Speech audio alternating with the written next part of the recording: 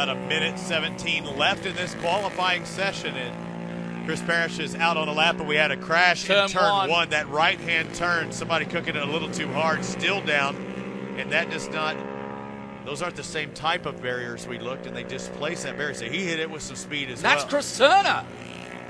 That's our top man. Ooh. No, I don't think it is, you know. No. Oh, he's mad. He's not happy. Understandably. It is.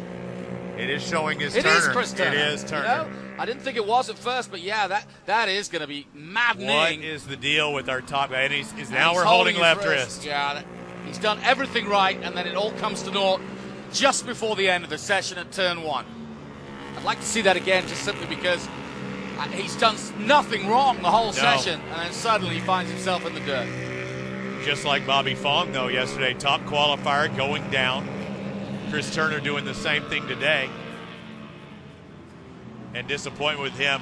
I hope that wrist is all right, because, you know, initially the adrenaline takes over and you don't feel pain, but when you grab it, you know, a little bit later, we just definitely see fairing damage. Yeah, the bike doesn't look too bad, but there's going to be some work. Fast right-hander on this. Here we go, here we go. Turn one. Oh, big off, fast off, and look at him roll. Barriers doing their jobs, but Chris Turner turning over, quite literally at turn. We might actually Chris Turner down over there in turn one.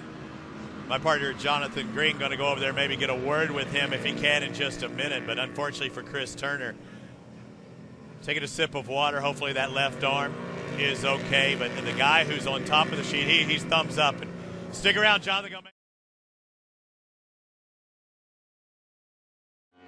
Now we've seen several guys go down in turn 10. Out of all the, we have 12 turns, and I just jinxed somebody. Turn number one, the same, we've seen a couple of guys go down there as well. I was going to say, what's the most critical portion of this course is we're trying to identify that rider. It looks like it's the 63. Might be the 683 on my list. Ryan Jones from Virginia on that Ryan Jones Racing BMW.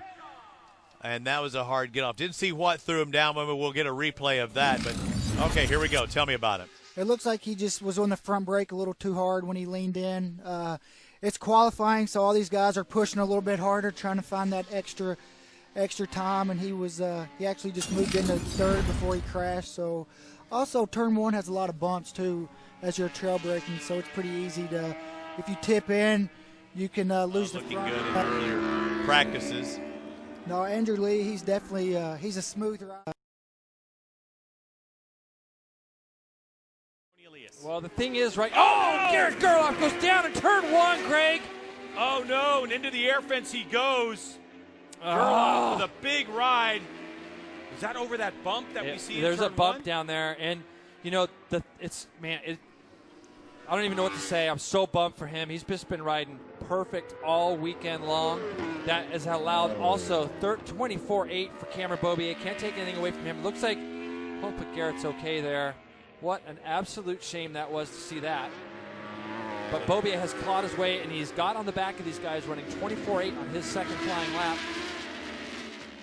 So Gerloff shifts down. Let's take a look at the replay, Jay. Let's have a look, Greg, and see if he does hit that bump that you're talking about. Because we did talk about this and how that bump has gotten a little bit worse. The bike backs in a little bit, and it looks like it just maybe went over that bump and had the front brake lever on tipping in, and it was just enough to tuck the front. Now Yoshimura Suzuki around number 4. Dunlop introduced that new big rear tire, and Tony fell off a bit. There's obviously Garrett Gerloff, who's up and okay, walking away.